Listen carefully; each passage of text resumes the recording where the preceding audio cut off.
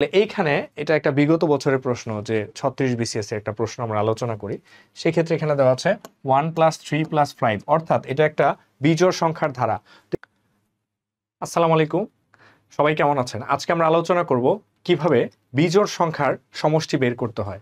তো অধিকাংশ স্টুডেন্টই যেটা করে থাকে সেটা হচ্ছে যে বিজোড় সংখ্যাগুলো করতে গিয়ে যে ম্যানুয়ালি যোগ করে, অথবা আপনার হচ্ছে যে পুরো যেই ধারার যে সূত্রগুলো আছে, অনেকগুলো সূত্র আছে, সেগুলো অ্যাপ্লাই করতে হয়।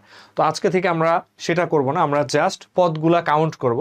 পদগুলা কাউন্ট করে জাস্ট আমরা বর্গ করে দিব, তাহলে আমরা উত্তরটা পেয়ে যাব। যেমন আমরা যদি এটা ম্যানুয়ালি করি, যেমন 1 + 3 = হচ্ছে 4, 4 + 5 = 9। তো আমরা এত কষ্ট করে করার দরকার নেই, বা যখন সংখ্যা বেশি দেওয়া থাকবে তখন করা যাবে না। আমরা জাস্ট সিম্পলি একটা কাজ করব, যেখানে 1 2 3 তিনটা এলিমেন্ট আছে, অর্থাৎ 3² = হচ্ছে 9। জাস্ট এখানে কয়টা এলিমেন্ট আছে, মানে কয়টা পদ আছে, এটা গুনবো, গুনে এটা আমরা জাস্ট বর্গ করে দিব। অর্থাৎ আর ফর্মুলাটা হচ্ছে n²। ওকে, বিজোড় সংখ্যা গুণ করার ফর্মুলা কি? n²।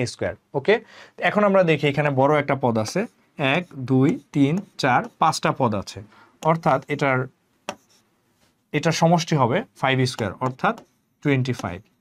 ওকে, তাহলে এইখানে এটা একটা বিগত বছরের প্রশ্ন যে 36 বিসিএস এর একটা প্রশ্ন আমরা আলোচনা করি। সেক্ষেত্রে এখানে দেওয়া আছে 1 + 3 + 5, অর্থাৎ এটা একটা বিজোড় সংখ্যার ধারা।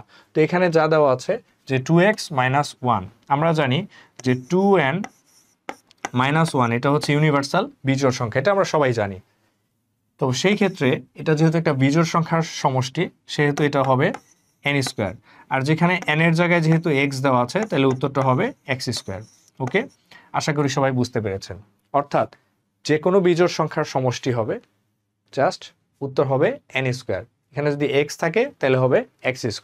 আরেকটা বিষয় হচ্ছে, জাস্ট আমরা এই পদগুলা কাউন্ট করব, যে এখানে কয়টা পদ আছে, 5টা পদ আছে। করার পরে এটা আমরা জাস্ট বর্গ করে দিব, অর্থাৎ 5 × 5 = 25। ওকে, আশা করি সবাই বুঝতে পেরেছেন। আর ভিডিওটি কেমন লেগেছে আপনারা অবশ্যই কমেন্ট সেকশনে জানাবেন। ধন্যবাদ।